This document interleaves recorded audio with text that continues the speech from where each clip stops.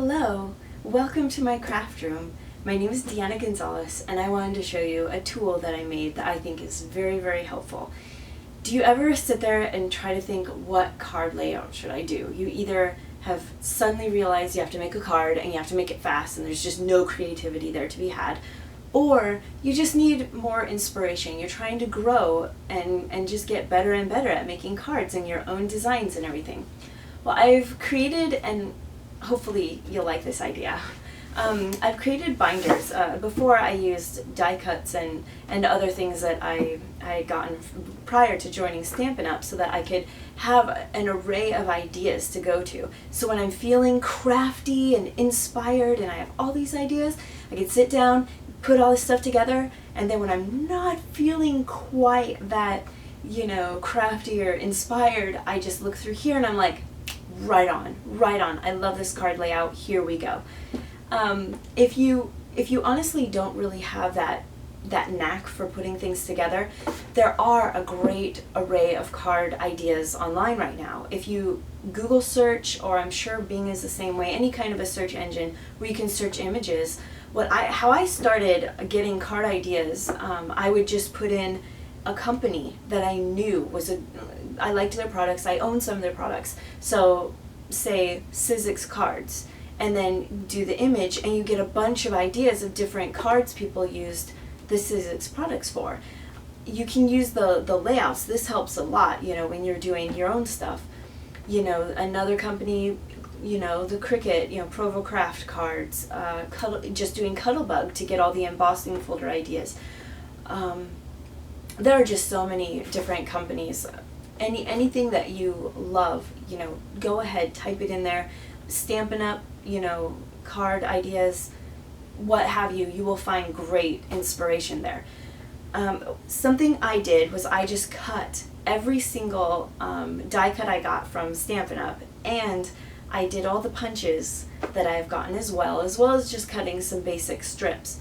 The other thing I think is important is taking only 3 colors. So, well, you could do as many colors as you want, but sticking to them so that every time you see your card layout, it's not going to distract. You're not going to have every single one of different colors, so that it seems more like you're just looking at different cards. I chose the Bermuda Bay, the basic gray, and the smoky slate just because it seems to just be, there's a little bit of color so I'm not feeling drab, but then the basic colors just so I'm really feeling like I'm placing things in my mind where those gray pieces are.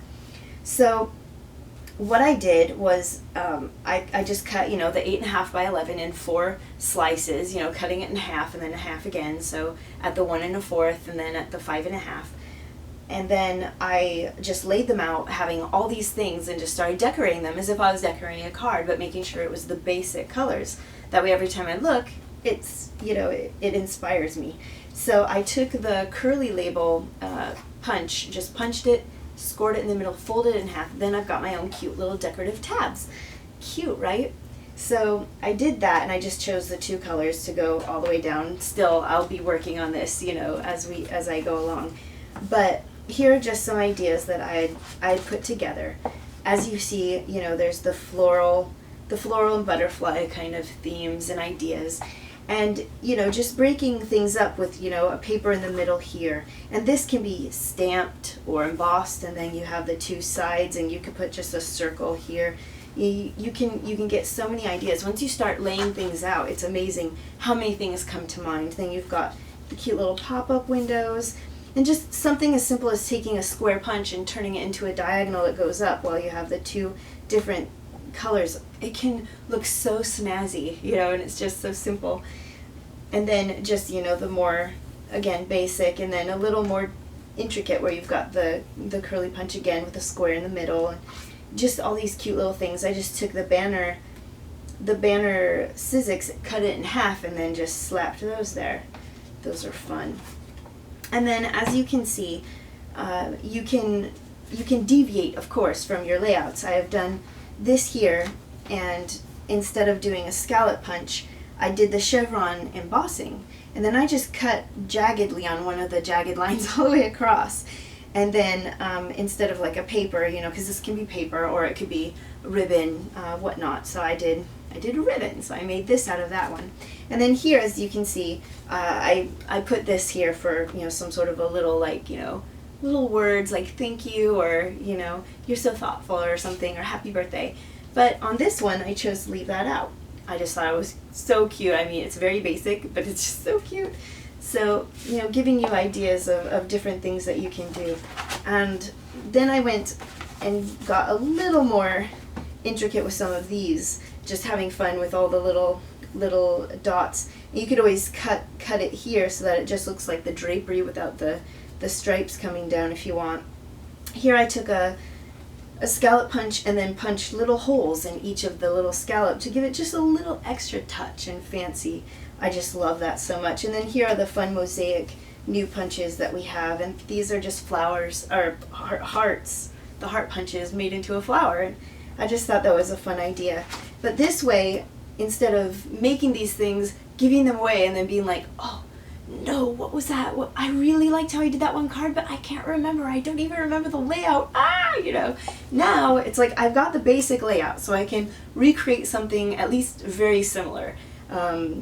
And just, yeah, I just love the way some of these look. And then this one's, of course, a bit more simple, you know, just some square circles, but look how fancy. So I hope that you'll feel inspired to want to make your own card layout books too, just to make it so it's easier for you when you're having a hard time trying to think of things, remember those beautiful outlines that you had done already.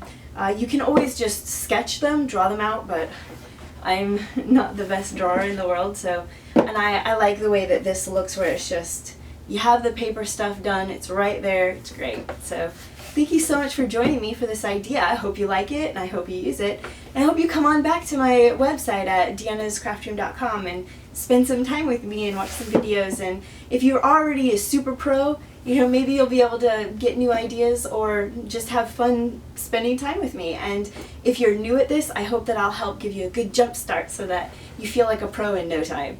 Thank you so much for joining me tonight, and please come again. Good night.